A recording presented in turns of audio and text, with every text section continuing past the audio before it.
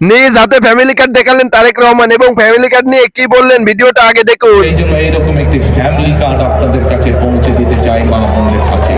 যেই ফ্যামিলি কার্ডের কথা একটু আগে আমি বলেছি, একমাত্র আল্লাহর সমর্থন থাকলে এবং বিশেষ করে আজকে মা বোন যারা আছেন এই মা বোনদের পাশে যাতে আমরা দাঁড়াতে পারি, মা বোনদের পাশে ইনশাআল্লাহ আল্লাহ রহম করলে বিএনপি যাতে আপনাদের পাশে দাঁড়াতে পারে, আপনাদেরকে যাতে যেই মা বোনদের ফ্রি শিক্ষার ব্যবস্থা দেশনেত্রী খালেদা জিয়া করে দিয়ে গেছিলেন, সেই মা বোনরা শিক্ষা পেয়েছে, শিক্ষায় আজকে তারা শিক্ষিত হয়েছে, কিন্তু সেই মা বোনকে অর্থনৈতিকভাবে আমরা যাতে সচ্ছলভাবে গড়ে তুলতে চাই, সেই জন্য এইরকম একটি ফ্যামিলি কার্ড আপনাদের কাছে পৌঁছে দিতে চাই মা বোনদের কাছে।